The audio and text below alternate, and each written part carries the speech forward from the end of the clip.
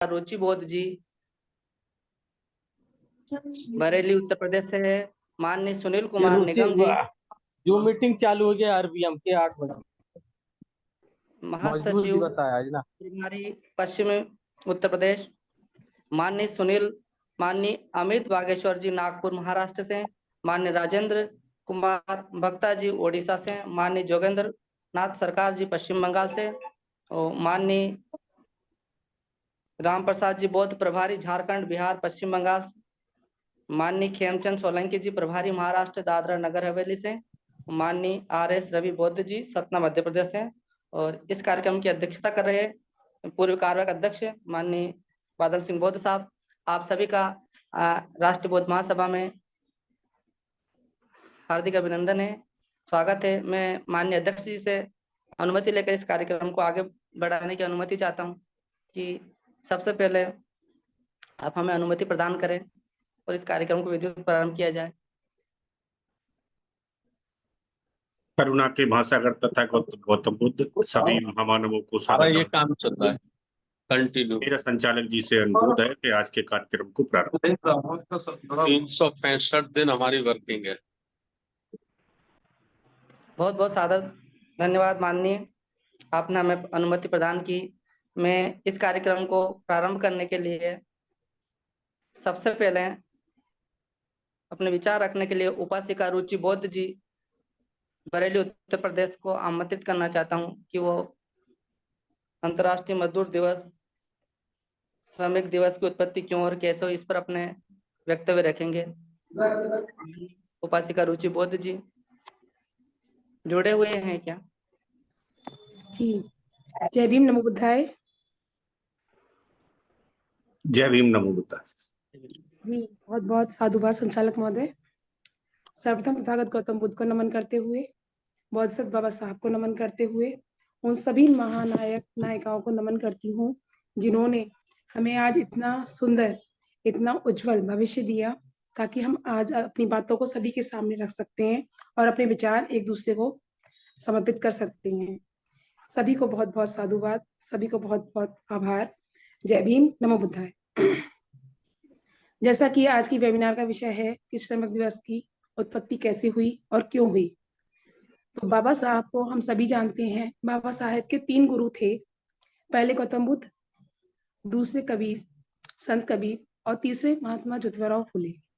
जब उन्होंने इन तीनों के विचारों को पढ़ा, आत्मसात किया और जाना, तभी उन्हें ये लगा कि समाज में जो शूद्र समाज है, जो निचला समाज है, उसको एक गुलाम के रूप में हमेशा से यूज किया जाता रहा है और उसे किसी प्रकार की सुविधा संपत्ति नहीं दी जाती है।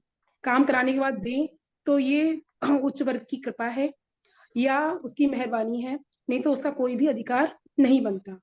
इसलिए आज के दिवस को, जो एक श्रमिक दिवस है, विश्व श्रमिक दिवस, इसको मजदूर अधिकार दिवस कहा जाना ज्यादा उत्तम होगा। जब बाबा साहब ने उनकी गुलामगिरी और किसान का कोड़ा पढ़ी तो उन्हें समझ आया कि इस समाज को एक गुलाम के रूप में देखा जाता है, एक श्रमिक के रूप में नहीं देखा जाता और ना ही उसे एक श्रम के रूप में कोई भी फल दिया जाता है, कोई भी धनराशि दी जाती है। इसलिए उन्होंने सोचा कि मुझे इसके बारे में बहुत कुछ करना होगा ताकि ये हमारे समाज की एक उन्नति हो सके, एक समाज को एक पद मिल सके, मजदूर का, श्रमिक का, मेहनतकश इंसान का, वो गुलामगिरी से हट जाए। और गुलामगिरी में उसको कुछ पाने का अधिकार नहीं था, सिर्फ सेवा करने का अधिकार था।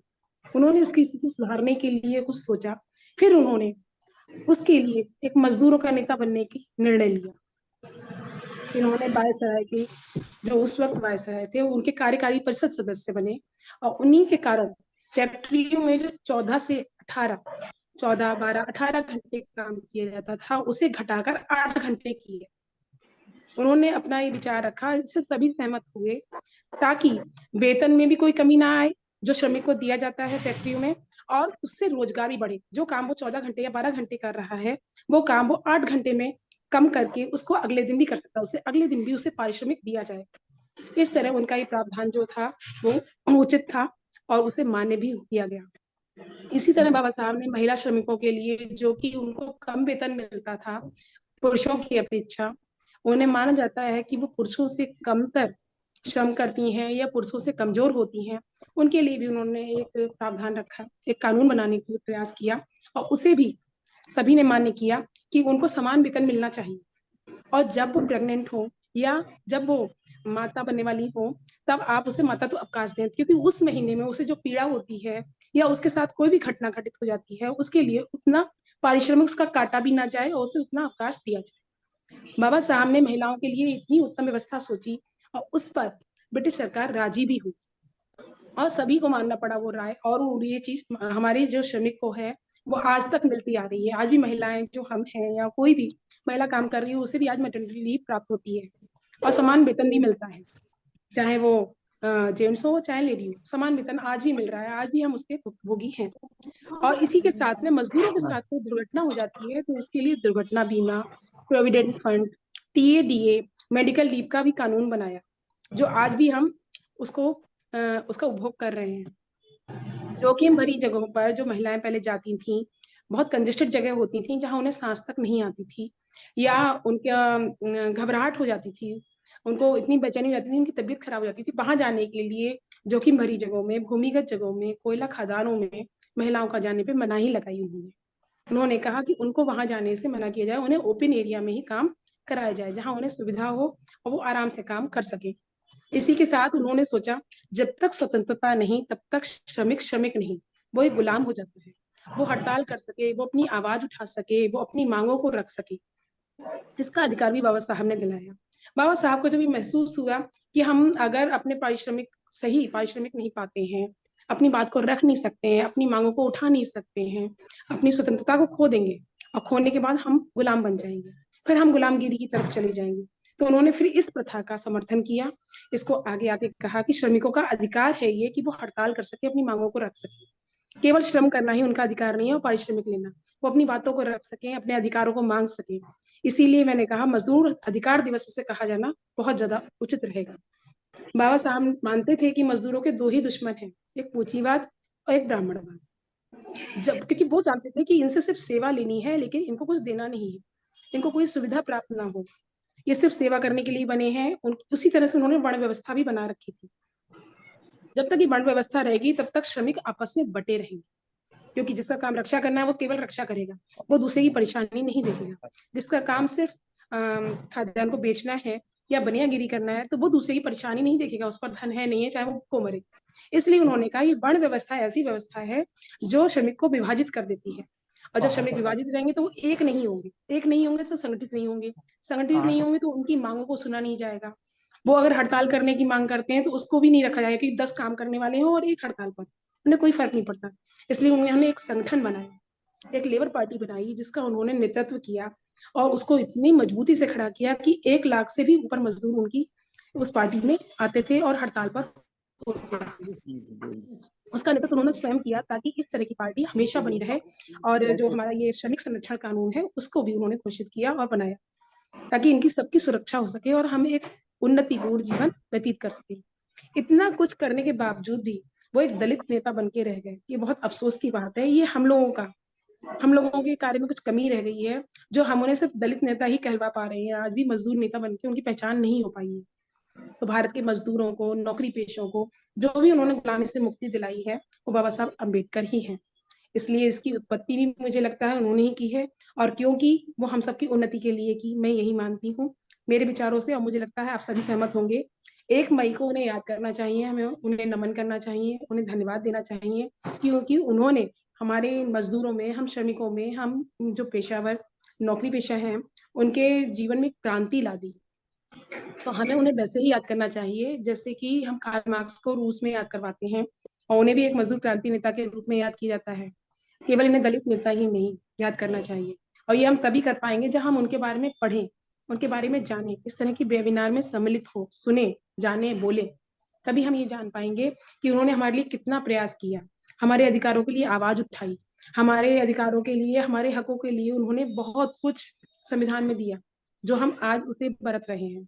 तो इस तरह की बातें जब हम पढ़ेंगे, बोलेंगे, सुनेंगे, तभी हम जान पाएंगे, तभी हम मान पाएंगे कि वो हमारे एक मजदूर नेता ऐसे थे जिन्होंने हमें आज इतना उज्जवल भविष्य दिया है, और हमें उन्हें बार बार धन्यवाद कहना चाहिए।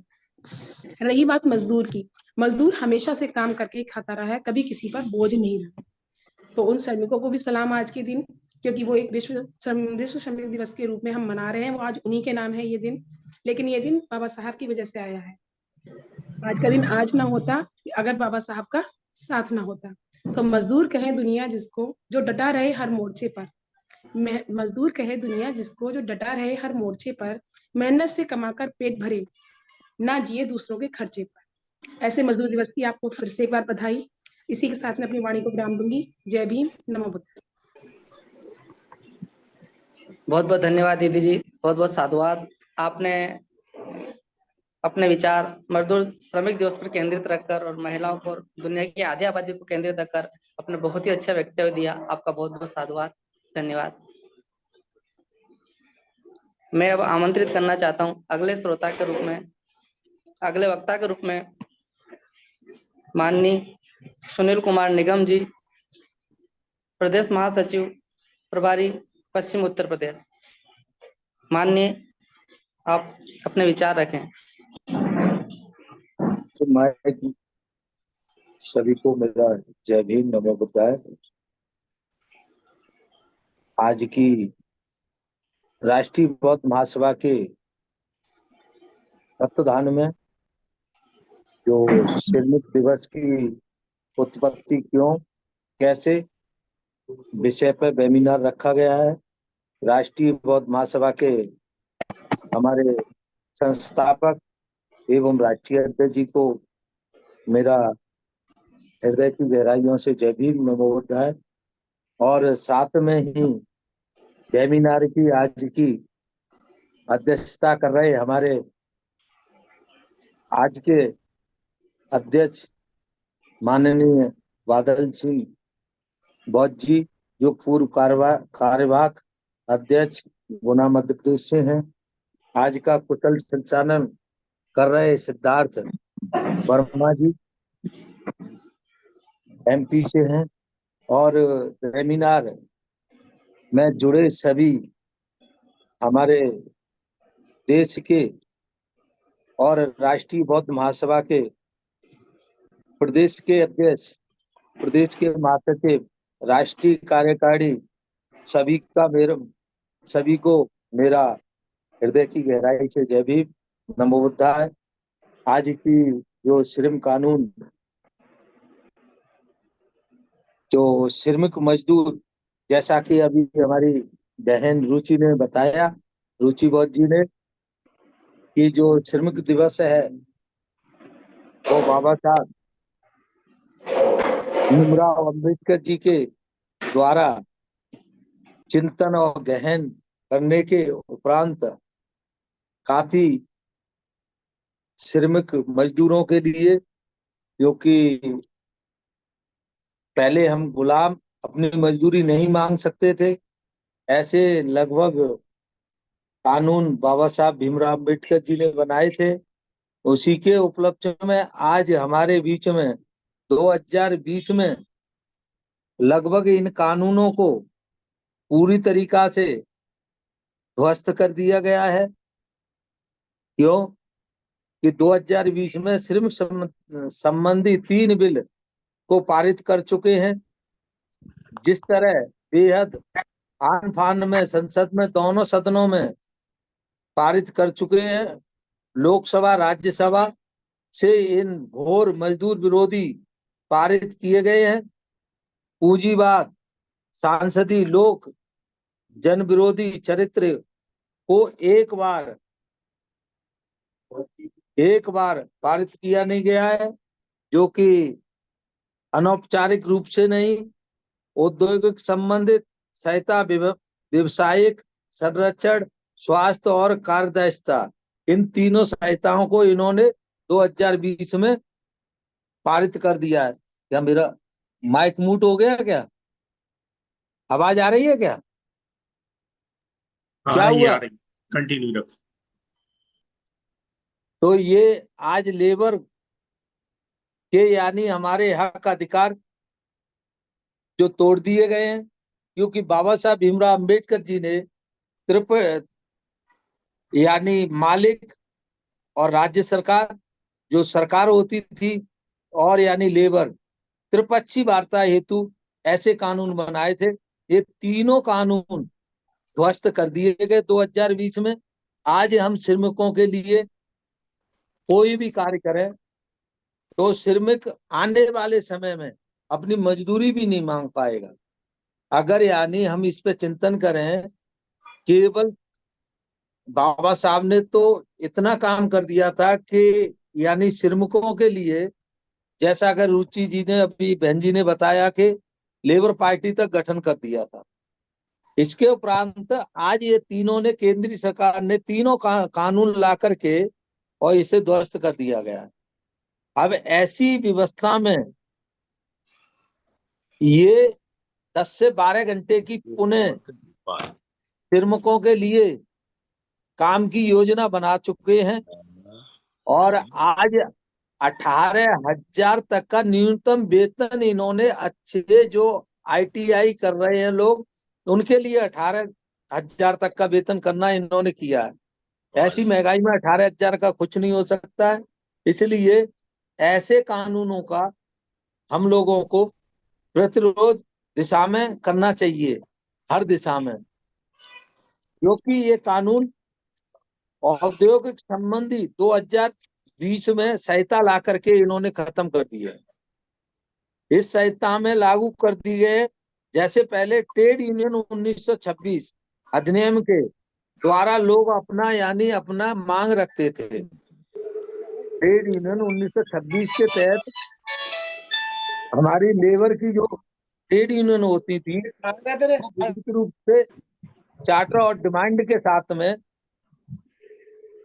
बना करके जिस फैक्ट्री या कारखाने में हम अपनी मांग प्रेषित करते थे, और मांग के द्वारा अगर नहीं माना जाता था तो क्रम का अनशन करके ये सारी चीज। अब क्या हो रहा है, आज के परिप्रेक्ष्य में इन श्रमिक कानूनों को ध्वस्त कर दिया गया है। जब भी कोई ट्रेड यूनियन ऐसा कानून लाती है, ऐसा यानी मांग लाती है, तो तुरंत वहां के प्रबंधन से लेके राज्य सरकार से लेके केंद्र सरकार तक और कोई न कोई यानी धारा 144 लगा देगी। इन ट्रेड यूनियनों को, मजदूरों के हक अधिकारों को ध्वस्त पूरी तरीके से कर दिया गया है। आज मुझे देखने को नहीं, पूरे भारत में जानकारी है कि ट्रेड यूनियन का लगभग 2009 के बाद उत्तर प्रदेश सरकार में 2009 में तो यानी कार्रवाई हुई ट्रेड यूनियन पर, और सरकार ने बात मानी। सरकार और मजदूर और यानी उस फैक्ट्री के मालिक तीनों के साथ त्रिपक्षीय वार्ता हुआ करती थी। आज त्रिपक्षीय वार्ता तो कहने की बात अलग है। अब यानी हमारी ट्रेड यूनियन का श्रमिकों की कोई कार्रवाई है, कहीं से कोई सुनवाई नहीं रही है। तो इसलिए ये श्रम कानून हमारे पूर्ण रूप से ध्वस्त कर दिए गए हैं। जैसा कि बहन जी बता रही थी, कोयला खान वाले, कोयला की खान में महिलाओं की मजदूरी, और यानी श्रम मंत्रालय जो बाबा साहब भीमराव अम्बेडकर जी ने बनाया था भारत में श्रम मंत्रालय, अगर उसमें भी हम कुछ देते हैं तो हमारा चार्टर और डिमांड पे कोई भी कार्रवाई नहीं हो रही आजकल, क्योंकि खाली प्रबंधक तंत्र है वो इस तरीके से मजदूरों पे हावी हो गया है कि मजदूरों का शोषण के अलावा कोई काम नहीं हो रहा है। सबसे पहली बात ये है कि जितने सरकारी डिपार्टमेंट हैं, अब हम पैरावाई बताएं कि ये कानून, जितने हमारे सरकारी कानून व्यवस्थाएं हैं उनको इस तरीके से ध्वस्त किया गया है। जब भी कोई डिमांड डालते हैं मजदूरों की या वेतन विसंगति की या यानी किसी भी अग्रिम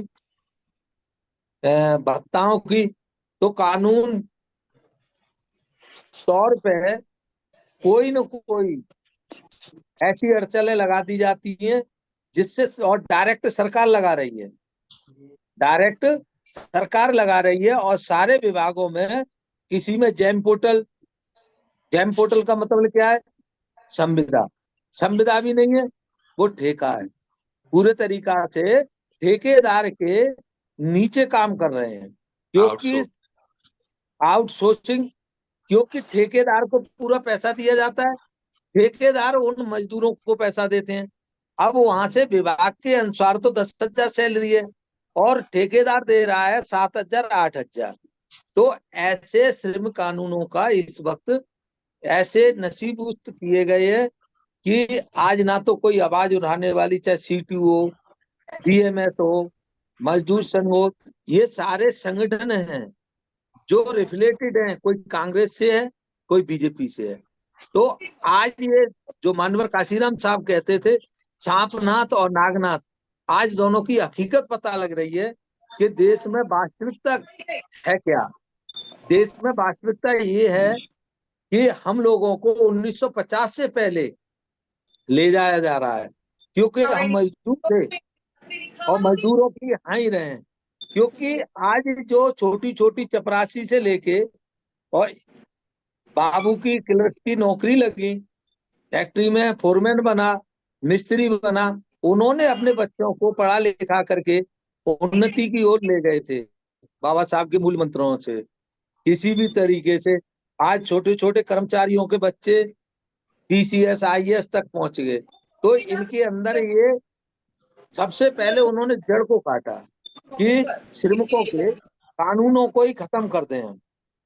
तो ये पूंजीवाद ले आए हैं और पूंजीवाद ला करके इस देश में पूरे तरीके से इस व्यवस्था को ध्वस्त करना चाहते हैं कि जितनी हमारी सरकारी संस्थाएं हैं, चाहे रेलवे ले लो, चाहे एयरपोर्ट ले लो, चाहे राज्य सरकार की कोई सी इकाई ले लो, सारी की सारी 70% इकाइयां यानी आउटसोर्सिंग, ठेका, और यानी संविदा, तो अब संविदा का नाम भी खत्म कर दिया गया है, क्योंकि संविदा होती तो विभाग से पैसा मिलता। आज विभाग से भी पैसा नहीं मिल रहा है, आउटसोर्सिंग पे सारी चीज आ गई है।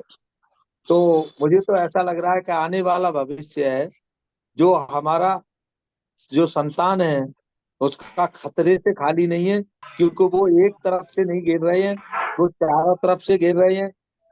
श्रम कानून बंद करके, लोकतंत्र खत्म करके और ये सारी व्यवस्था खत्म करके वो चारों तरफ से हम लोगों को घेर रहे हैं।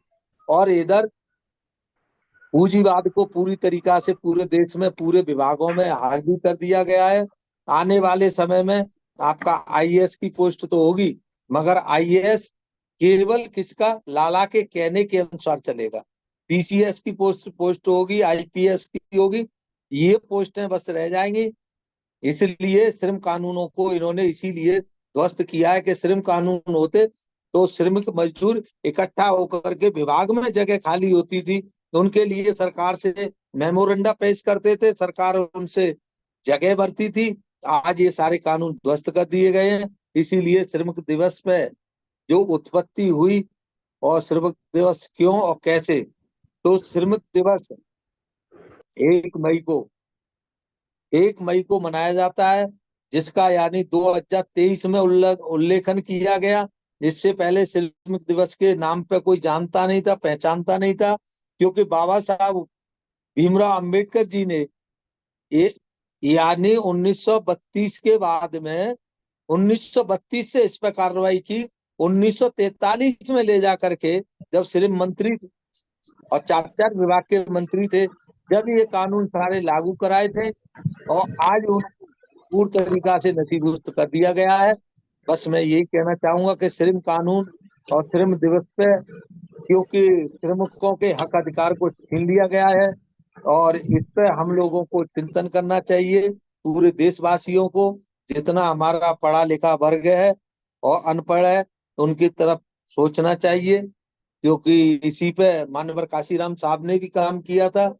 उन्होंने भी दलित शोषित समाज संगठन बनाया था, क्योंकि उनको मालूम था, क्योंकि वो बाबा साहब को पूर्ण तरीके से पढ़ चुके थे, फॉलो किया था उन्होंने। आज हमारी राष्ट्रीय बौद्ध महासभा के हमारे संस्थापक जो 365 दिन काम करके, उनके अंदर भी मान्यवर साहब का जो बताया हुआ मार्ग है उस पे दूसरे तरीके से, क्योंकि सामाजिक, जब तक जिस समाज की, जिस राजनीति की पीछे की जड़ें मजबूत नहीं होती हैं, वो समाज ज्यादा दिन तक नहीं आगे बढ़ सकता है, ना राजनीति कर सकता है, ना उसका शासन रह सकता है। तो माननीय राष्ट्रीय अध्यक्ष जी ने मुझ जैसे छोटे एक कार्यकर्ता को समय दिया बोलने का। राष्ट्रीय बौद्ध महासभा का मैं आभार व्यक्त करता हूँ और सभी को पुनः मैं श्रमिक दिवस की उपलक्ष्य में वेबिनार पर सभी को पुनः जय भीम, नमो बुद्धाय। मैं अपनी वाणी को विराम देता हूँ। जय भीम, नमो बुद्धाय। क्या हुआ भाई, क्या हुआ? बहुत बहुत धन्यवाद, साधुवाद माननीय, आपने बहुत अच्छी तरीके से श्रमिक दिवस पर अपने वक्तव्य रखे हैं। उम्मीद है कि हम सब इस पर चिंतन मनन करेंगे और समाज को इस दिशा में जागृत करने का प्रयास करेंगे। आपका बहुत बहुत साधुवाद, धन्यवाद। अब मैं अगले वक्ता के रूप में माननीय अमित वागेश्वर जी, नागपुर महाराष्ट्र से, वो अपने विचार रखें। माननीय वागेश्वर जी, नागपुर महाराष्ट्र से।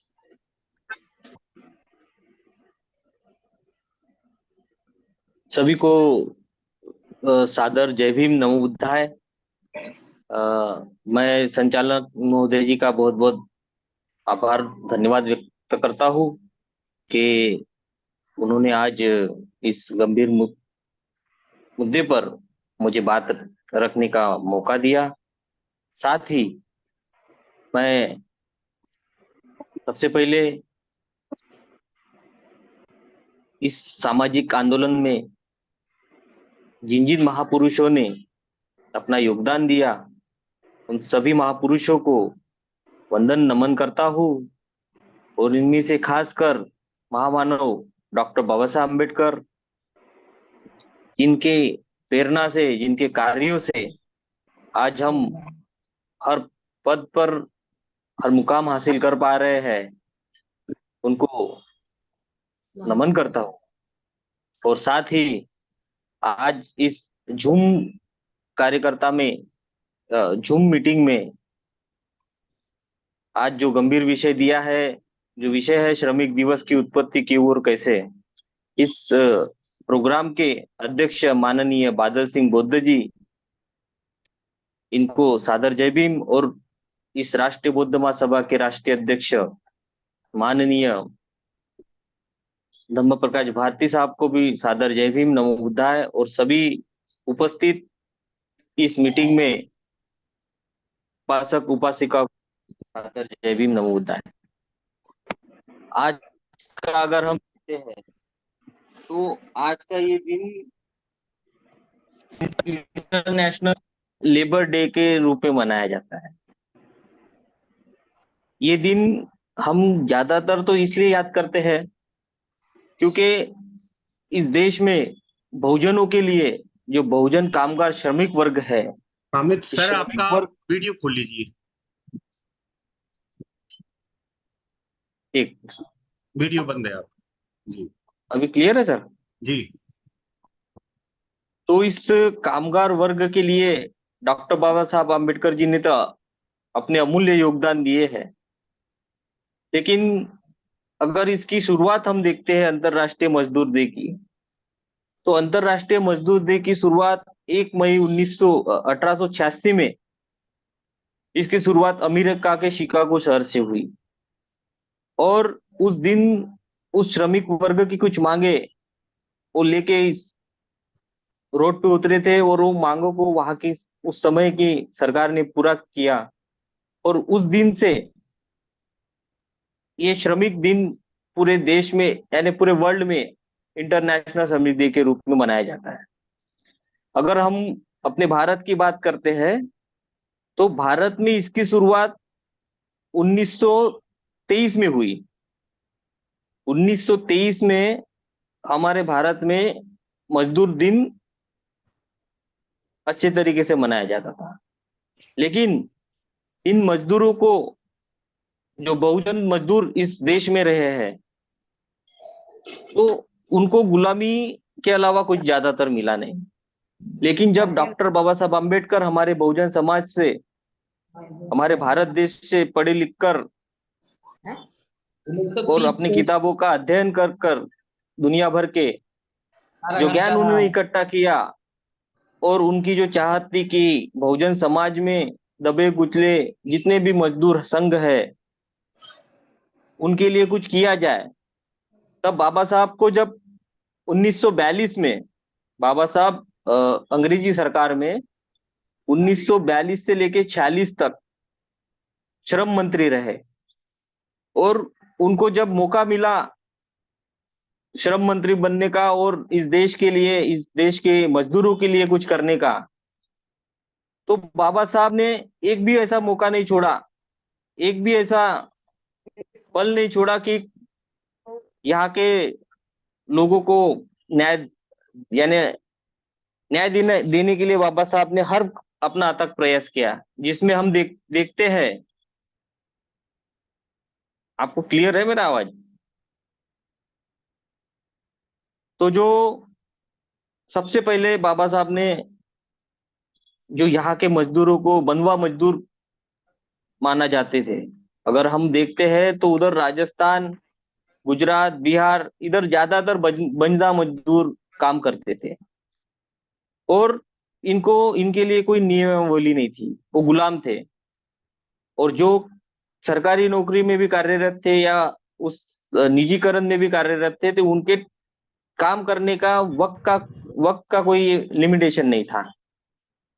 18-18 घंटे, 12-12 घंटे उनको काम करना पड़ता था। लेकिन बाबा साहब ने जो कानून बनाया, उस कानून के मद्देनजर आज भारत देश में सभी को 8 घंटे तक काम करने का अधिकार मिला, और इसी अधिकार के साथ महिलाओं को भी मान सम्मान उस समय बाबा साहब ने दिया, जिस समय महिलाओं के बारे में कोई सोचता भी नहीं था।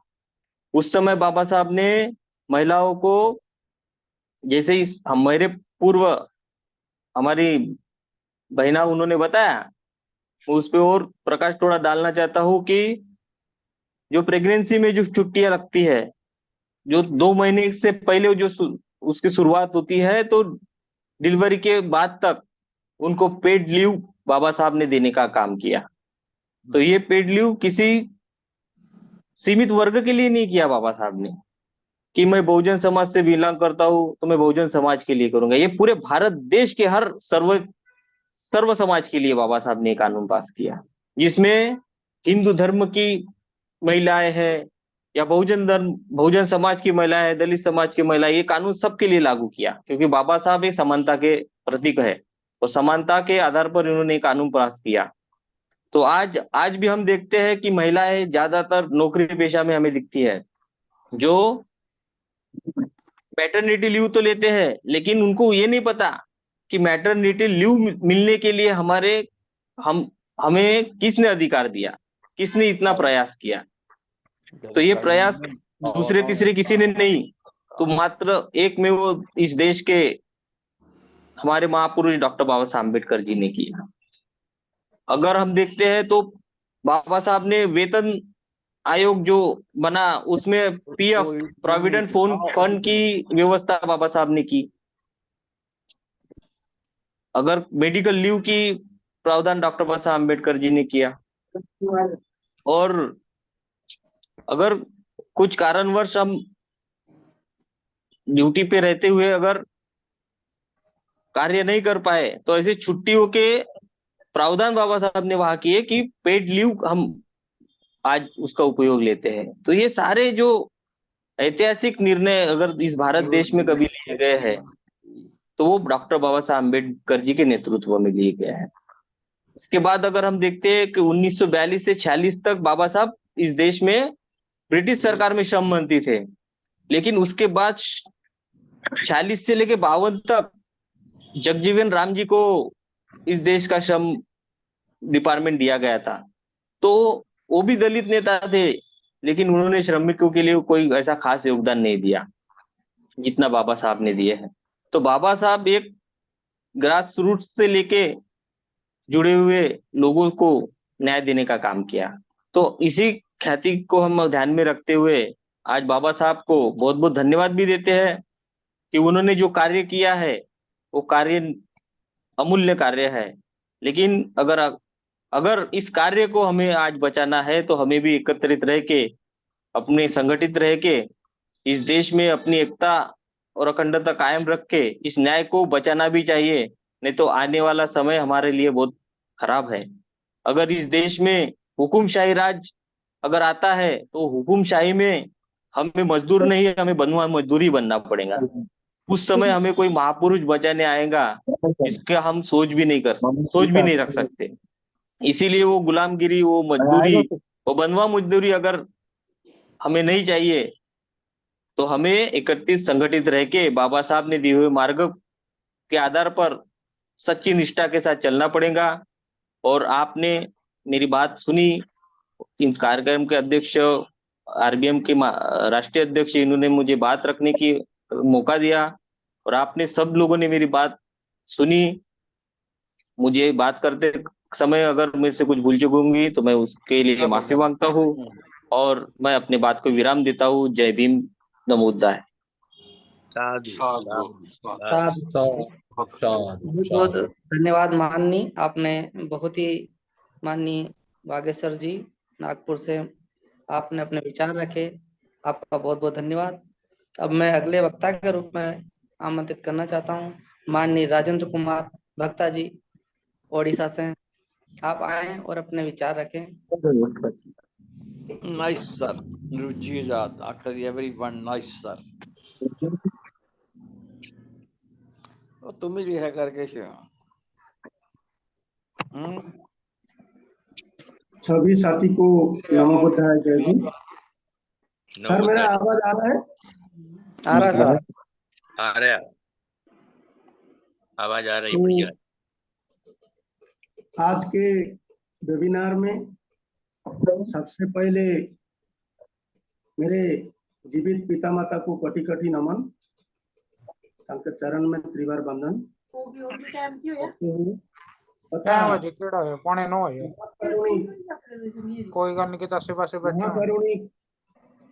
सागर गौतम बुद्ध को माइक बंद करने के लिए बोल दीजिए सर, तो मशीन डालना से त्रिवार बंधन तथा बोधिसत्व बाबा साहेब डॉक्टर BR अम्बेडकर को चरण में माइक बंद करने के लिए बोल दीजिए सर, सब हो रहा है।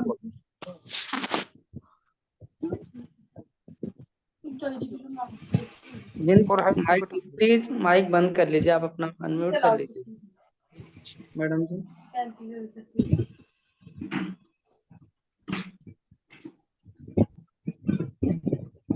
सर सुनाई दे रहा है?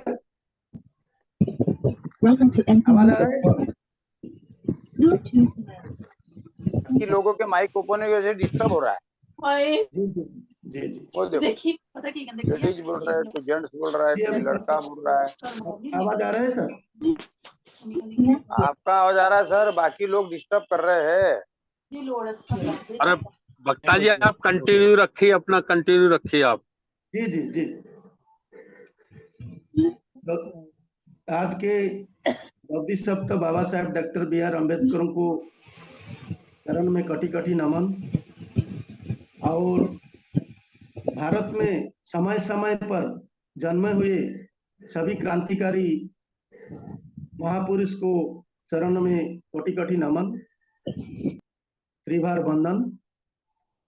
और राष्ट्रीय बौद्ध महासभा का संस्थापक तथा राष्ट्रीय अध्यक्ष जी भारती सर को त्रिवार बंधन।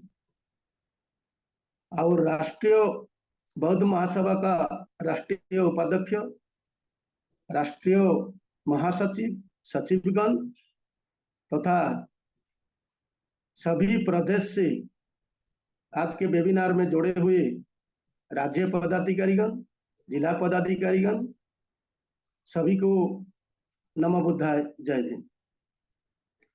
तो आज के हमारे कार्यवाही अध्यक्ष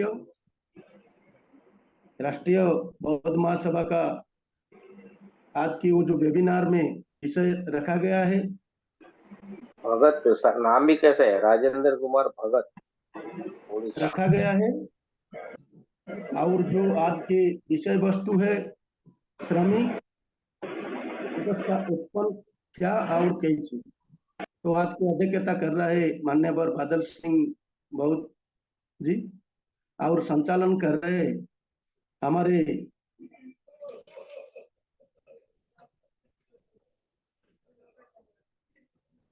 अशोक भोपाल से। संचालन कर रहा है हमारे सिद्धार्थ वर्मा जी। मान्यवर अशोक बौद्ध जी, भोपाल मध्य प्रदेश। आज के वक्तागण है मान्यवर RS रवि बौद्ध जी, सतना मध्य प्रदेश। मान्यवर खेमचंद सहली जी है, प्रभारी गुजरात महाराष्ट्र, दादर नगर और दमन दीव। और मान्यवर राम प्रसाद बौद्ध जी, प्रभारी झारखंड, बिहार, पश्चिम बंगाल। मान्यवर जगेंद्रनाथ सरकार, पश्चिम बंगाल। मान्यवर अमित बागेश्वर जी, नागपुर, महाराष्ट्र।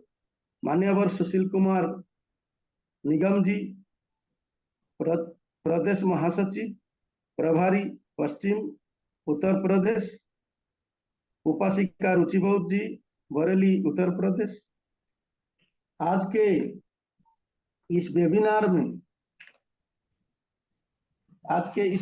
में जो रखे गए हैं बहुत सुंदर विषय वस्तु है, लेकिन ये सभी जो लेबर के जो हम लोग उत्पत्ति जो हुआ है, तो उस बारे में बाबा साहेब का संपूर्ण संघर्ष है। और वो बाबा साहेब का देन से आज हमारे जो भी लेबर है और जो श्रमिक भी आज 12 घंटा से जो परिश्रम किए थे, अभी 8 घंटा हुए, वो भी उनका देन है।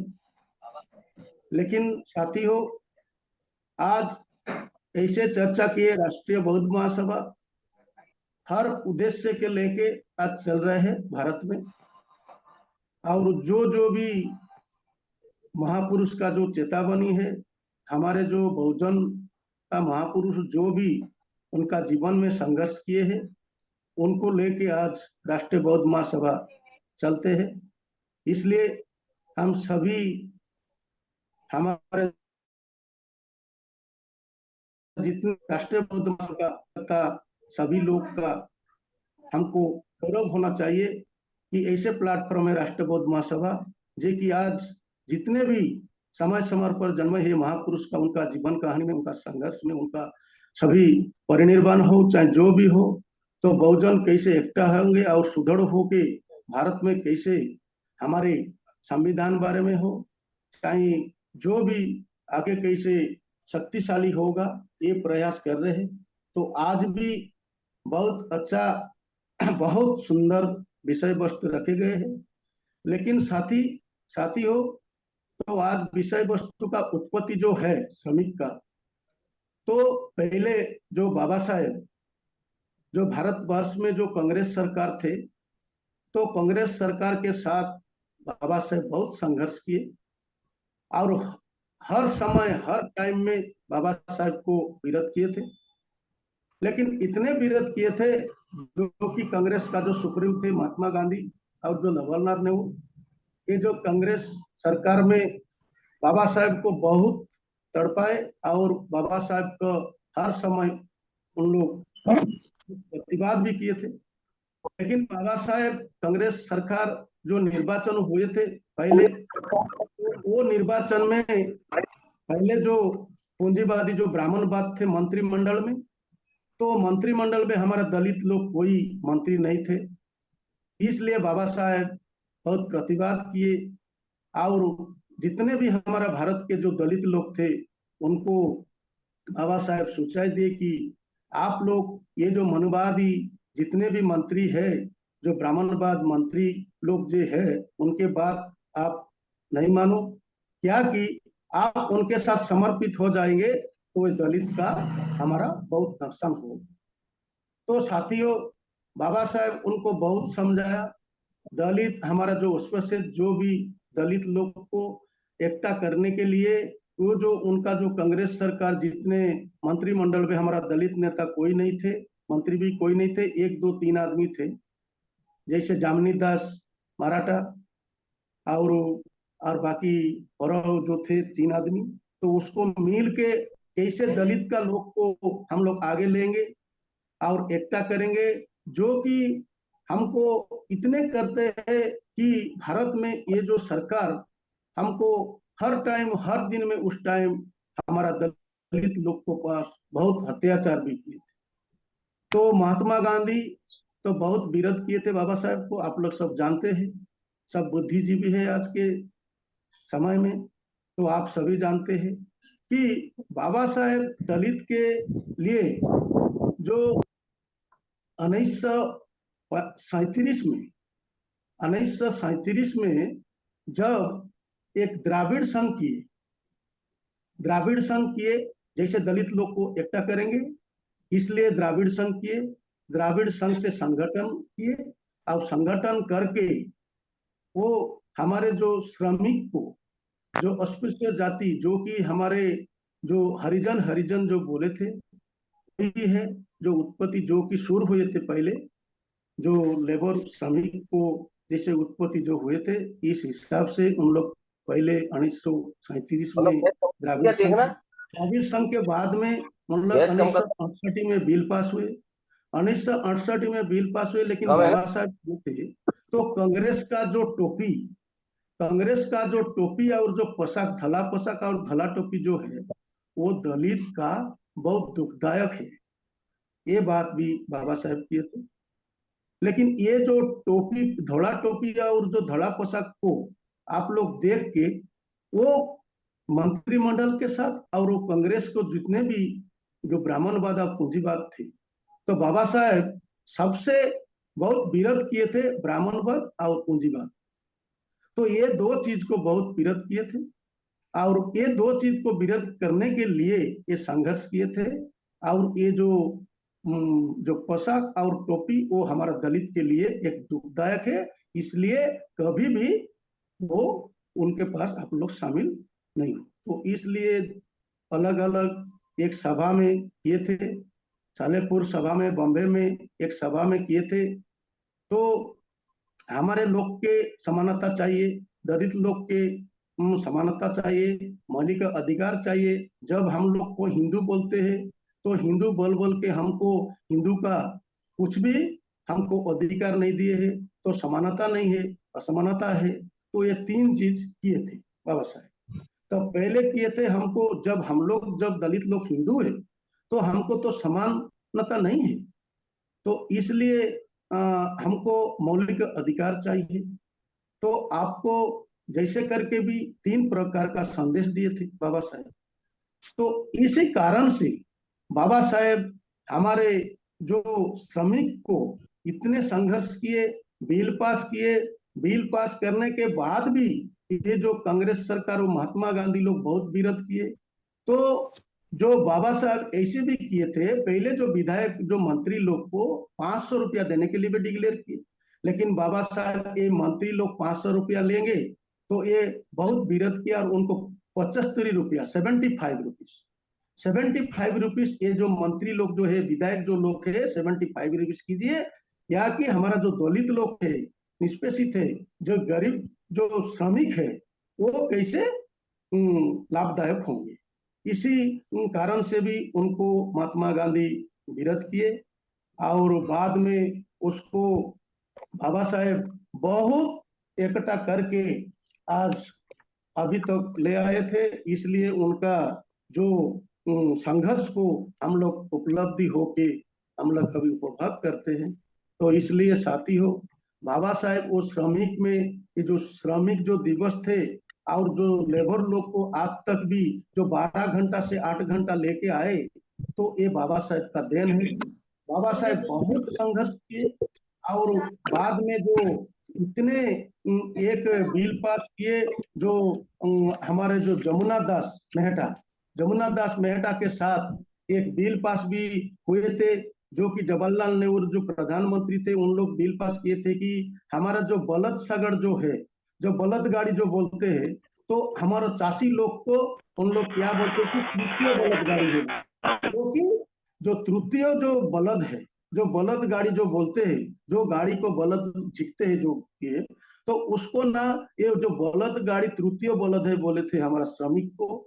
लेकिन बाबा साहेब वो भी बहुत विरोध किए, और जमुना दास मेहता के साथ जो श्रमिक मंत्री थे बाबा साहेब, वो भी जो थे, दोनों एक मिल के वो नियम जो बिल पास को भी उन लोगों को ये किए, और बहुत चर्चा किए, बात किए, और बाद में सभी को एक दिन ये किए ना 1938 में 1938 में बाबा साहेब एक 60 बाबा साहेब जो संगठन 1938 में किए, एक दिन में धर्मघट किए, उसमें 60 संगठन का जो हमारी जो 60 आठवीं आई है। संगठन का जो आए थे एक जगह में, और उस जगह में करीब कोई पढ़ा रहे हैं, उनके लड़के कोई पढ़ा रहे हैं 2 साल करीब 300 से अधिक 300 से अधिक लोग वहाँ पे 80,000 2 घंटे 300 से अधिक लोग एक नेता थे, 300 से अधिक लोग वहाँ पे आए थे, और 80,000 से ऊर्ध्व लोग वहाँ पे एक दिन के लिए श्रमिक आए थे और बाबा साहब को साथ दिए थे। 80,000 लोग एक दिन संगठन किए, एक दिन मैदान में उतरे, और आज जो 80,000 श्रमिक को लेके बाबा साहब को साथ दिए और वो बिल पास हुई। तो जो कि 12 घंटा जो काम करते थे हमारे श्रमिक लोग, लेबर लोग, तो वो आज 8 घंटा में आए। तो साथियों, तो बाबा साहब इतने संघर्ष किए, इसलिए श्रमिक भी हमारे बहुत भी दलित लोग भी साथ दिए। इसी कारण से आज संकल्प हो गए, और वो 12 घंटा का जो संघर्ष किए थे 8 घंटा के लिए, वो भी फाइनल हो चुके हैं। तो इसी हिसाब से मैं आपको कहना चाहता है, आज भी बहुत समस्या है हमारे बहुजन के लिए। हमारा राष्ट्रीय अध्यक्ष संस्थापक जी बार बार जूम मीटिंग में, प्रैक्टिकल मीटिंग में सब हर समय हमको कहते हैं कि डेडिकेटेड में आप लोग निकलो, जे कि बाबा साहब का जीवन कहानी, उनका संघर्ष। तो मनुष्य जीवन में, मानव जीवन में कहीं असंभव नहीं है, लेकिन हम लोग को संघर्ष करना जरूरी है, संगठित करना जरूरी है। तो हमारे कुछ बहुजन को प्रत्येक जिला में, प्रत्येक ब्लॉक में, प्रत्येक प्रदेश में हम लोग पूरा प्रैक्टिकल से हम लोग घर को छड़ना है। और आज संस्थापक जी वो कारवा को इतने दूर से लेके आए हैं, जो बाबा साहब आगरा में किए थे, आप लोग सब जानते हैं। तो इस कांसीराम साहब का जो जीवन, उनका संघर्षमय जीवन में, ये जो राष्ट्रीय अध्यक्ष जी हमारे जो राजाराम जी, वो जितने भी बाबा साहब जो कांसीराम साहब का जो चेले, जो शिष्य जो थे, तो उन लोग को कारवा को इतने ढंग से, इतने प्लेटफॉर्म, इतने शांति से भारत में 2007 मसीहा से लेके आए हैं हमारे भारती साहब। वो उनका बात को हमको मानना है, और जो सीनियर मोस्ट जितने भी हमारा राष्ट्रीय कार्यकर्ता है, उनको लेके हमको चलना है। तो हम जितने भी दिन, अभी तो 76 ईयर्स हो गया है स्वाधीन होके, लेकिन हमारा बहुजन अभी तक स्वाधीन हुई। ग्रास रूट में अभी तो जो अगले जो इंग्रेज सरकार थे, तो इस हाल में वो राजा लोग जो भी शासन किए थे, वो हाल में है ग्रास रूट में। तो इसलिए साथियों, हमको ग्रास रूट में तुरंत से तुरंत राष्ट्रीय बौद्ध महासभा को जाना है, और जितने भी राज्य पदाधिकारी है वो जिला में जाना जरूरी है, जिला पदाधिकारी ये ब्लॉक में जाना जरूरी है, ब्लॉक पदाधिकारी पंचायत में जाना जरूरी है। और मैं तो सोचता हूँ राष्ट्रीय बौद्ध महासभा इतना प्लेटफॉर्म है, इतने सुंदर प्लेटफॉर्म है, आज जो आए हैं भारत में, हजार संगठन है भारत में, लेकिन राष्ट्रीय बौद्ध महासभा थोड़ा अलग है, शांतिपूर्ण है, परिवार को भी शांति देगा, और जाति विहीन समाज भी करेंगे, और समानता, स्वतंत्रता, बंधुत्वता, न्याय को बजाय रखेंगे। इसलिए साथी लोग, हम लोग महापुरुष को, कहानी को, और महापुरुष को, जीवनी को, उनको संघर्ष को हम हर जूम मीटिंग में, हर गूगल मीट में हम लोग भाषण का माध्यम से बोलने कोई नहीं होगा। हमको काम करना है, फील्ड में जाना है, और जरूर प्रैक्टिकल में हमको काम करना है। और महापुरुष तो बड़ा काम किए हैं, इसलिए हम महापुरुष को गले में हम लोग फूलमाला डालते हैं। तो साथियों, हमको भी महापुरुष बनना चाहिए। अगले दिन हम लोग भी परिनिर्वाण होंगे, ऐसे काम करेंगे, ऐसे काम करेंगे, ऐसे काम करेंगे, तो हमको भी थोड़ा बहुत भी भारत नहीं जान सकेंगे, लेकिन प्रदेश नहीं तो जिला, नहीं तो एक गांव, नहीं तो पंचायत भी जान सकेंगे कि वो आदमी ऐसे थे और वो लोग अच्छा काम किए समाज के लिए। लेकिन हम लोग एक काम करना जरूरी है। तो क्या कि मनुष्य जीवन में हम लोग जिस परिवार में, जिस समाज में, जिस बहुजन समाज में जन्मे हुए सभी महापुरुष में थे, तो क्रांतिकारी हो गए, तो हम लोग कैसे क्रांतिकारी बनेंगे, हम लोग कैसे समाज को जाति विहीन समाज करेंगे और समानता, स्वतंत्रता, बंधुत्ता, न्याय कैसे देंगे हमारे उत्तरा पीढ़ी को और युवा साथी को कैसे आगे लेंगे, वो काम करना चाहिए। क्या कि मैं आपको निवेदन करके हम आपको जितने भी आज गूगल जूम मीटिंग में उपस्थित है सभी को निवेदन करता हूं कि मैं भाषण से मेरा ज्यादा कहना नहीं है, मैं काम को बहुत मानता हूं, काम करने के लिए मैं प्रयास देता हूं। साथ ही हमारा जो बहुजन के पास कैसे हर दिन, जो कि राष्ट्रीय अध्यक्ष के बोलते 365 दिन काम करना है, तो साथियों 365 दिन काम नहीं करने से भी कोई 150 दिन भी कीजिए, कोई 200 दिन भी कीजिए, कोई 250 दिन भी कीजिए, लेकिन तन मन धन दे के हम लोग को काम करना है। और प्रदेश में एक दो चार एक आदमी भी, एक प्रदेश में एक आदमी भी डेडिकेटेड में 24 घंटा आरबीएम का काम जब नहीं करेंगे तो आरबीएम ग्रास रूट में नहीं जाएगा। तो प्रदेश में भी एक आदमी निकलना चाहिए, जिला में भी एक आदमी निकलना चाहिए 24 घंटा के लिए, 365 दिन के लिए, और ब्लॉक में भी एक निकलना चाहिए और पंचायत में भी एक दो निकलना चाहिए। जब तक हम लोग पंचायत कमेटी बनेंगे राष्ट्रीय बौद्ध महासभा का और ग्रास रूट में जाएंगे, तब हम पूरा समानता, स्वतंत्रता, बंधुता एवं जाति विहीन समाज और शांतिपूर्ण समाज हम लोग करें। तो समय बहुत ज्यादा हो गया है और हमारा भक्तागण भी है, तो इसलिए फिर लास्ट में आपको निवेदन करता हूं, वो राष्ट्रीय बौद्ध महासभा को आगे लेने के लिए सभी का प्रयास हर दिन रहेगा और हर दिन रहने का कोशिश कीजिए। और ये राष्ट्रीय बौद्ध महासभा को ग्रास रूट में कैसे पहुंचाना जरूरी है, तो 5 साल नहीं तो 1 साल में कैसे पहुंचेगा, 2 साल में कैसे पहुंचेगा।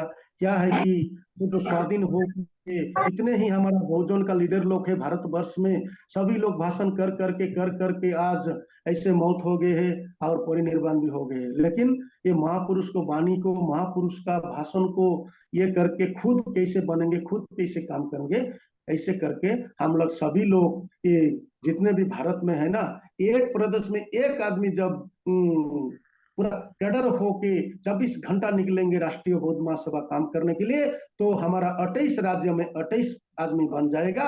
जब 28 आदमी बन जाएंगे तो राष्ट्रीय बौद्ध महासभा सफल जाएगा। इतना कह के मेरा वाणी को समाप्त करता हूँ। साधु साधु साधु साधु साधु। बहुत बहुत साधुवाद माननीय, बहुत विस्तार आपने वक्तव्य रखे, आपका बहुत बहुत धन्यवाद।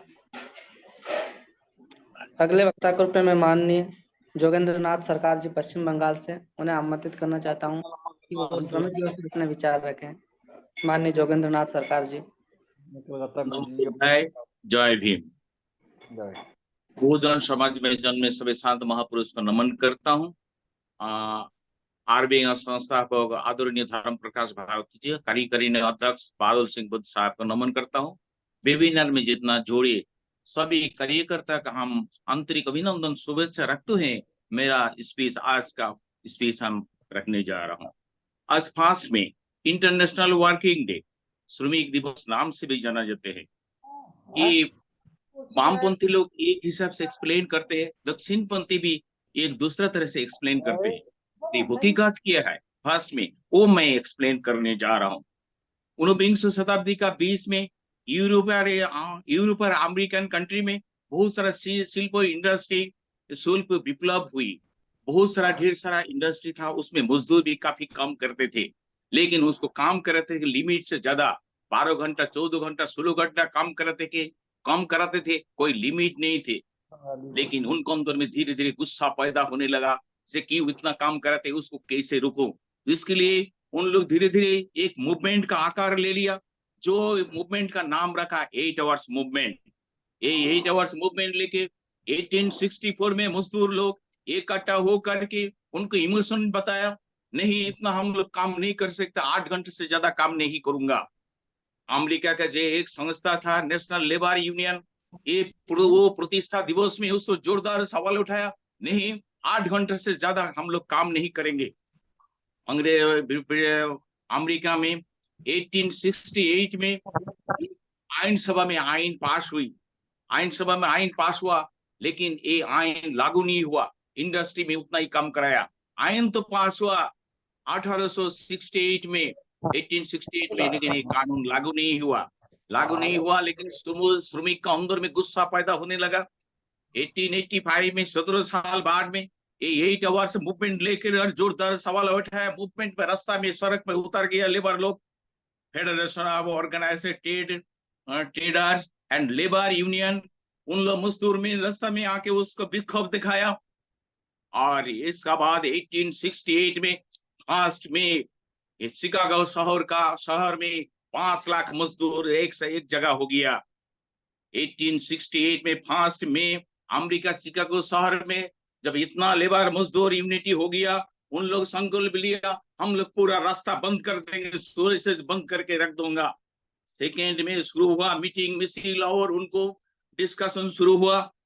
थर्ड में उनको जो पुलिस का बैरिकेड था, बैरिकेड तोड़ दिया और पुलिस उसमें गोली चलाया, वो उसमें पुलिस गोली चला गए। थर्ड में 1886 में 6 मजदूर का मौत हो गया और 6 मजदूर मौत हो गया, उनको गुस्सा और ज्यादा हो गया। और 4 मई में अमेरिका के शिकागो शहर का हे मार्केट स्क्वायर में लाखों मजदूर जमायत हो गया। मजदूर उनको हक चाहिए, 8 घंटे से ज्यादा काम नहीं करेंगे। 8 आवर्स मूवमेंट को लेकर उन्होंने लड़ाई शुरू कर दिया। और इसी टाइम में शाम 7 बजे श्रमिक नेता सैमुअल फील्डमैन स्पीच दे रहा था। फील्डमैन स्पीच दे रहा था और अचानक कहीं से एक बम वहां पर गिर गया, वो ब्लास्ट हो गया, उसमें 7 पुलिसकर्मी को मौत हो गया और उसमें 11 जनता को भी मौत हो गया उसमें। इसका बाद पुलिस और जनता में लड़ाई शुरू हो गया। उसमें से 8 मजदूर नेता को गिरफ्तार कर लिया गया। 8 मजदूर नेता को जब कोर्ट में पेश किया तो 8 मजदूर की, एक मजदूर को 15 साल को जेल हुआ और 7 को फांसी का ऑर्डर हो गया। 7 को जो फांसी का ऑर्डर हुआ, उसमें से एक फांसी का ऑर्डर होने का साथ साथ ही वो सुसाइड सुसाइड कर लिया। बाकी और बचा 6 को जब फांसी देने जा रहा है, फांसी का डेट था 1887 11 नवंबर, फांसी का डेट तय हो गया। और जब फांसी होने शुरू हो गया, उसी के में एक मजदूर उसी में बोलने शुरू किया। लुइस किंग नाम से एक मजदूर बोला, the day will come when our science will be more powerful than the voice of our rolling today. और मत का पहले उन्होंने बताया, लेकिन अमेरिका के गोविंद विभाग निकाला, बम ब्लास्ट फोन किया।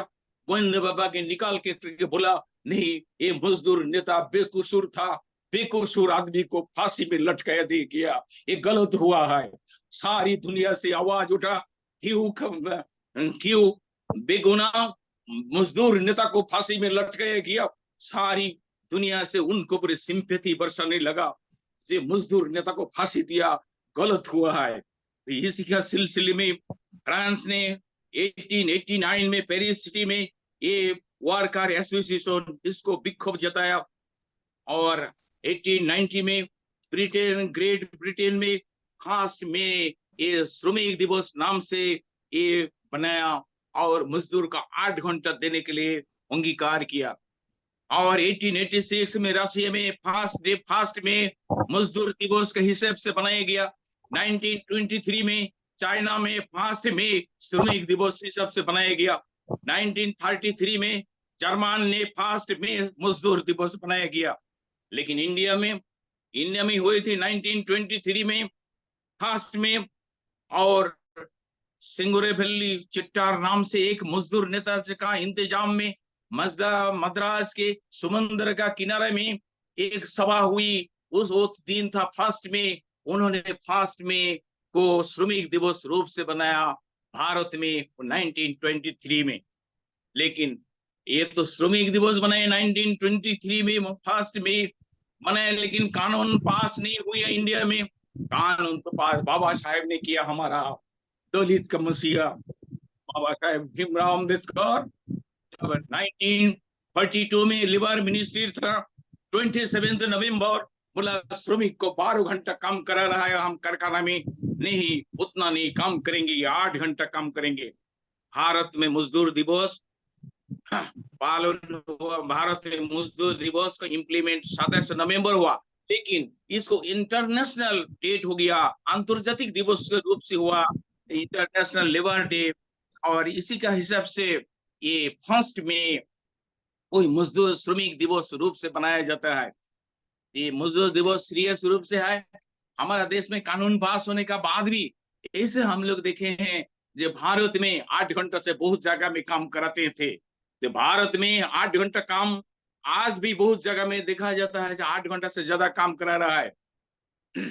तो टाइम भी ज्यादा हो गया, मैं ज्यादा स्पीच नहीं रखता हूँ, हम पॉइंट से स्पीच रखता हूँ। हम और ज्यादा बात नहीं करेंगे, और 3-4 स्पीकर है उन्होंने बात रखेंगे। सभी का हम आंतरिक अभिनंदन शुभेच्छा रखते हुए मेरा बात की है विराम देना चाहता हूँ। जय भीम, नमो बुद्धाय, जय भीम। बहुत बहुत साधुवाद माननीय, आपने बहुत ही अच्छे विचार रखे, राष्ट्रीय और अंतर्राष्ट्रीय तथ्यों को सामने रखा है। आपका बहुत बहुत साधुवाद, धन्यवाद। मैं अगले वक्ता के रूप में माननीय राम प्रसाद जी, बहुत प्रभारी झारखंड, बिहार और पश्चिम बंगाल, आमंत्रित करना चाहता हूं कि वो अपने विचार रखें। माननीय राम प्रसाद जी बहुत साहब। हमारी आवाज आ रही है? आ रही सर, आ रही।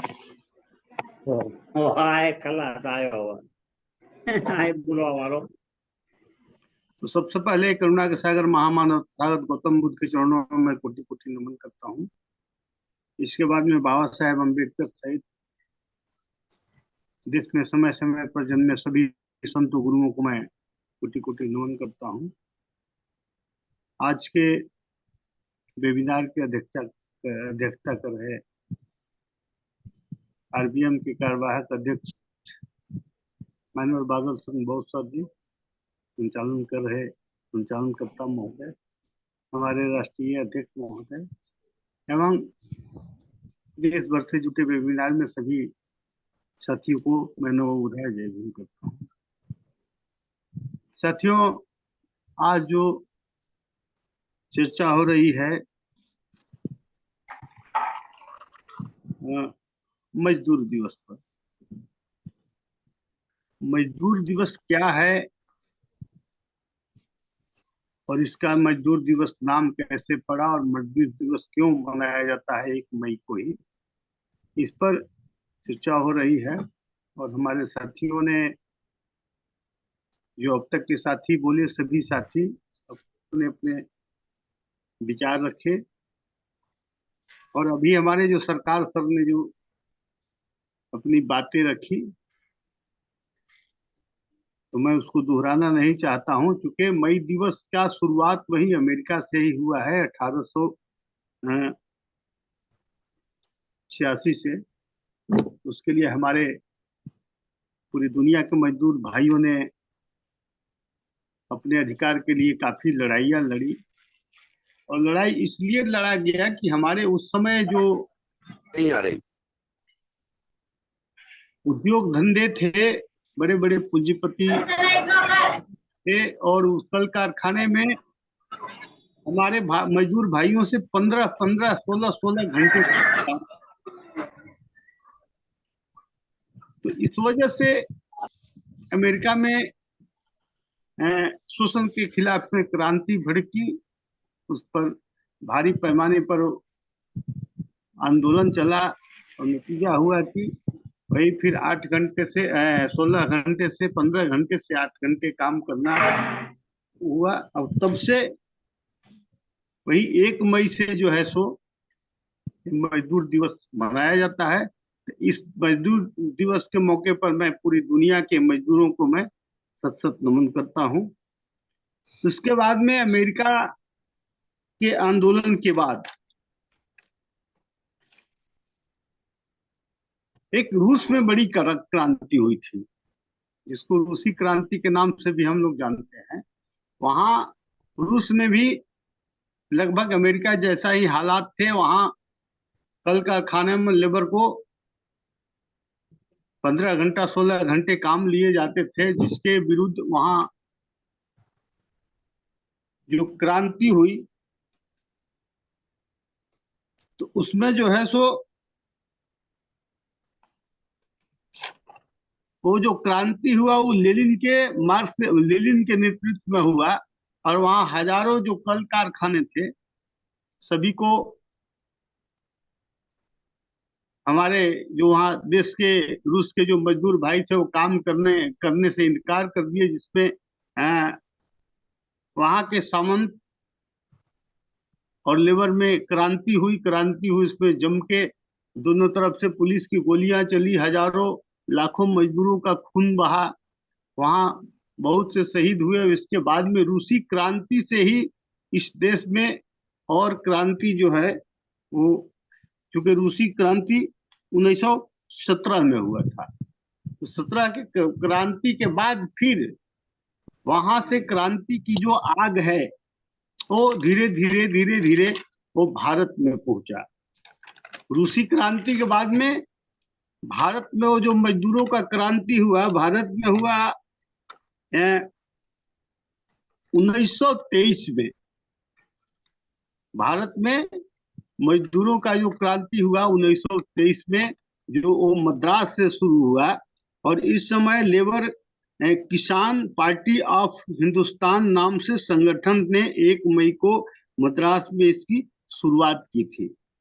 और यही वह मौका था जब पहली बार लाल रंग का झंडा, जैसे आमतौर पर देखा जाता है कि आज जो किसानों का जो आंदोलन होता है, मजदूरों का जो, जिसको हम लेफ्ट पार्टी कहते हैं, मार्क्सवादी कम्युनिस्ट पार्टी, ये सब जो पार्टियां हैं, उनका जो झंडा है वो लाल झंडा है।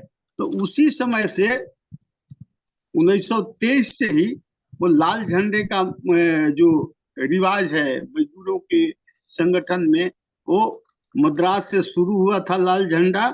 और लाल झंडा को ही मजदूर दिवस के रूप में प्रतीक के तौर पर इसे इस्तेमाल किया गया। और यहीं से भारत में मजदूर दिवस शुरू हुआ था।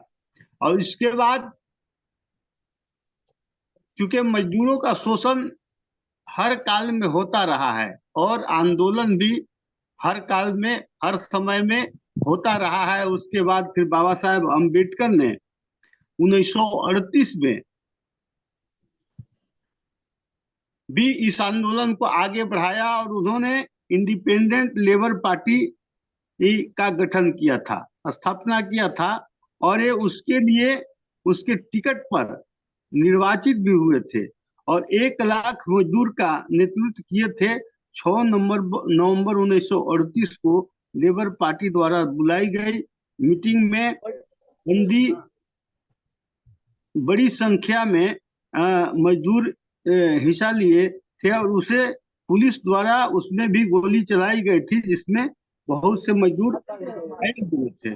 तो ये जो मजदूर की जो लड़ाई है, मजदूर की जो क्रांति है, उसको अब देखेंगे कि बाबा साहेब के द्वारा जो बनाए गए जो कानून थे, उसको फिर से अब इस देश में जो मनुवादी सरकार है उसको खास करके उत्तर प्रदेश में एक समाचार आया था कि वहां के जो है सो जोगी जी का जो सरकार है उसको उनको कानून पे रद्द करके और फिर मजदूरों को 12 घंटे काम करने का ये कानून पास किए हैं। तो इस तरह से जो देश में पूंजीपतियों की जो सरकार है, पूंजीपति जो कॉरपोरेट के लोग हावी हैं और उनके इशारे पर मजदूरों का दोहन और शोषण होता चला रहा है। आज भी वो शोषण जारी है। आज भी कल कारखाने में अभी का जो दौर है उसमें 12 घंटे लेबर से काम लिए जा रहे हैं, इसके तरफ सरकार का कोई ध्यान नहीं है, क्योंकि सरकार तो कॉरपोरेट की सरकार है। वो चाहती है कि कॉरपोरेट को इसमें फायदा हो, लेबर को नुकसान हो, लेबर को ज्यादा लेबर करना पड़े, उससे कोई माने मतलब नहीं है।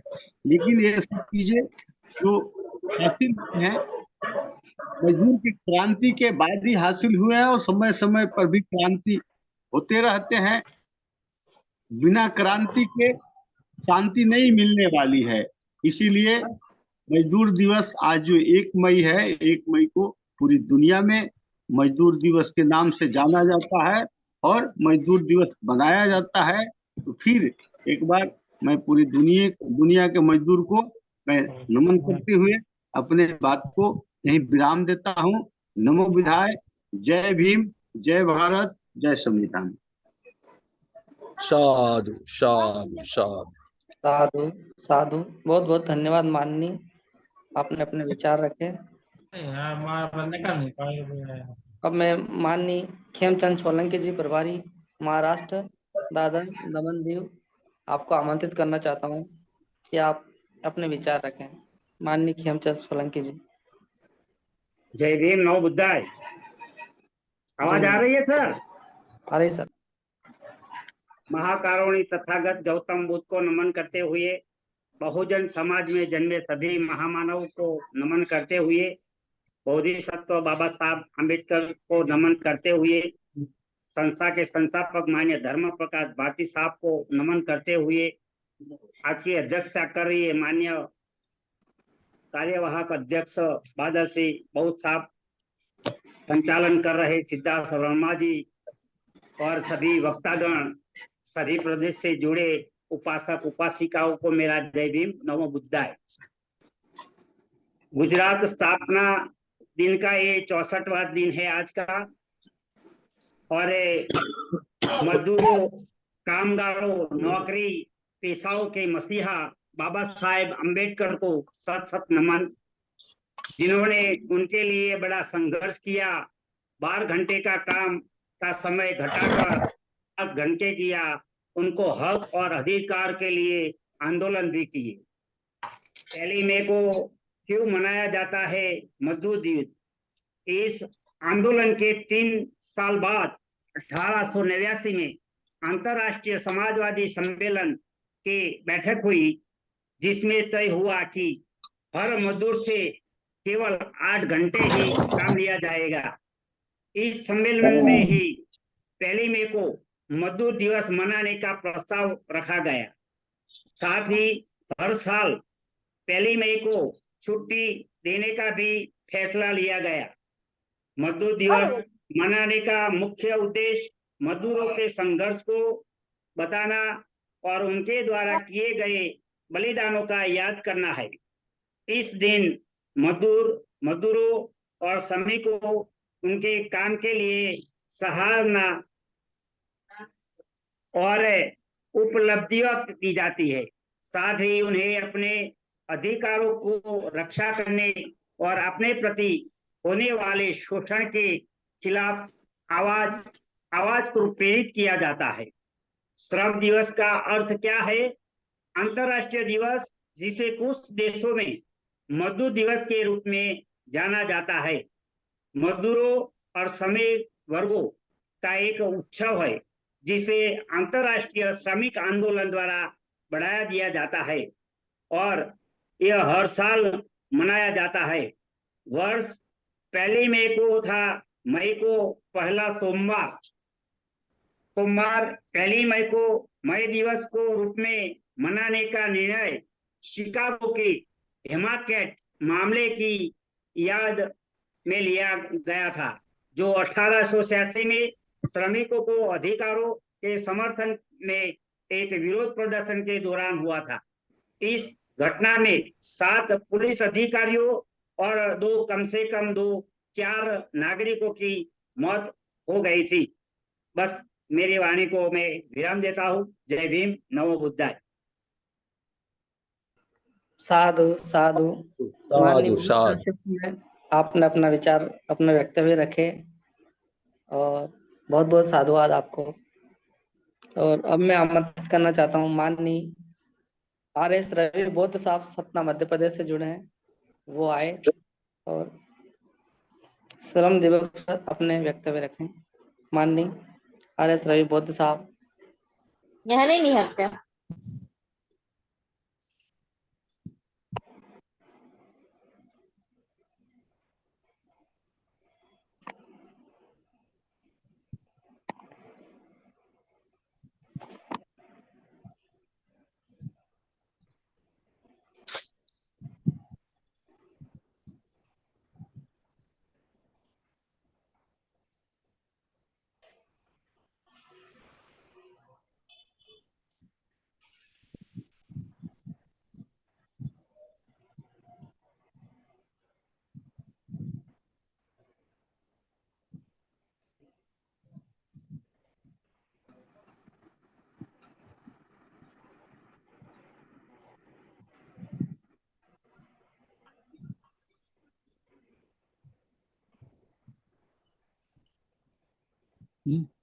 रवि साहब आप जुड़े हैं, आप अपना वक्तव्य रखिए।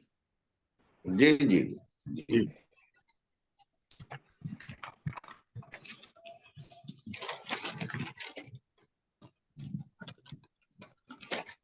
आज 1 मई 2024 है। आज के दिन को पूरे भारत में नहीं बल्कि ऑल वर्ल्ड में श्रमिक दिवस के रूप में, मजदूर दिवस के रूप में मनाया जाता है। इस संबंध में अपनी बात रखे उसके पहले मैं करुणा के सागर तथागत गौतम बुद्ध से परम पूज्य बाबा साहब अम्बेडकर सहित सभी महान पुरुषों को 3 बार नमन वंदन करता हुआ तथा आज की जो मीटिंग में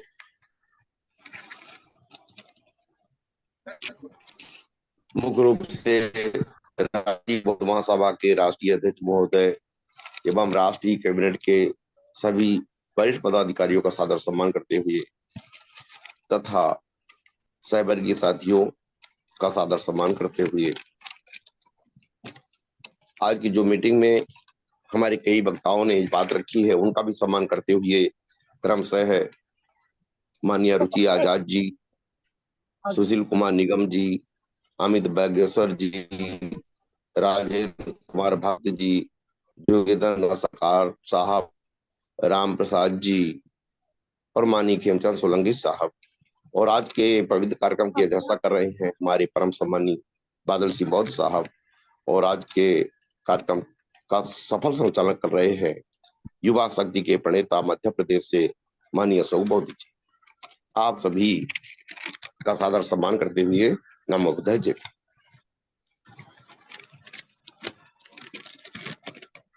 आज बहुत ही महत्वपूर्ण विषय है श्रमिकों के संबंध में, तो हमारे अगले वक्ताओं ने अच्छी बात रखी भी है और समय कम है, फिर भी मैं 6-7 मिनट में 2 पहलू पर बात रखने का प्रयास करूंगा। पहले पहलू पर मैं बात रखना चाहूंगा अंतरराष्ट्रीय स्तर पर।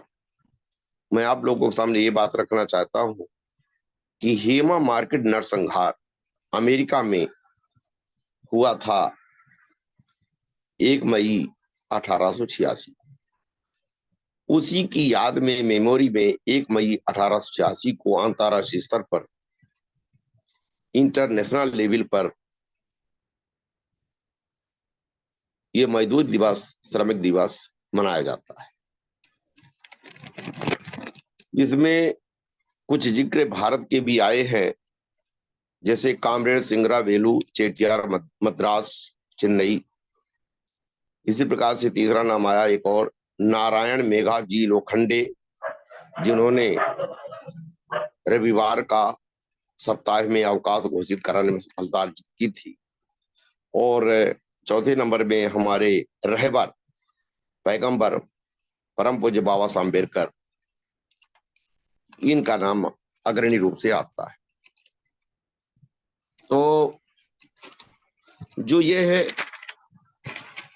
अंतरराष्ट्रीय स्तर पर कार्यक्रम हुआ है, या अंतरराष्ट्रीय स्तर पर जो अपन मना रहे हैं, तो इसके दो उद्देश्य थे। पहला उद्देश्य था श्रमिकों के संघर्ष को याद किया जाना तथा उनके कार्यों की सराहना करना, और दूसरा था मजदूरों के अधिकारों की सुरक्षा निश्चित करना तथा उनमें जागरूकता स्थापित करना। इस प्रकार से दो उद्देश्य थे। अब मैं दूसरे विषय पर बात करूंगा, दूसरे पहलू पर, भारत की परिप्रेक्ष्य में। तो प्रबुद्ध साथियों, भारत की परिप्रेक्ष्य में महत्वपूर्ण रूप से बाबा साहब अम्बेडकर को याद किया जाना बहुत महत्वपूर्ण है। मैं ये हमारे अगले वक्ताओं ने भी बताया है कि चेन्नई में 1 मई 1923 से इसे मनाना शुरू किया गया था, और पहले इसे मद्रास दिवस के रूप में भारत में मनाया जाता था, और जिसके प्रणेता थे कॉमरेड सिंगराबेलू चेटियार साहब। इसकी विशेषता थी लाल रंग का झंडा इस्तेमाल होता था, और यह आंदोलन का अंतर्राष्ट्रीय स्तर पर और भारत में भी इस आंदोलन का जो मुख्य वजह थी वह थी 15-16 घंटे काम लिया जाना मजदूरों से। कहने का तात्पर्य यह है कि मजदूर केवल काम ही जब तक जीवित रहते थे काम ही करते रह जाते थे, उनको ढंग से नहाने धोने का, विश्राम करने का अवसर ही नहीं मिलता था। तो काम के घंटे को 15-16 घंटे के बजाय 8 घंटे किया जाए, इसके लिए अंतर्राष्ट्रीय स्तर पर भी और हमारे देश में भी आंदोलन। यह बात साथ स्पष्ट हो गई होगी। मैं अब बाबा साहब अम्बेडकर के संबंध में कहना चाहूंगा कि परम पूज्य बाबा साहब अम्बेडकर, आप लोगों को मालूम है कि बाबा साहब अम्बेडकर आजादी के पहले 20 जुलाई 1942 से ही उस समय के गवर्नर जनरल ली ने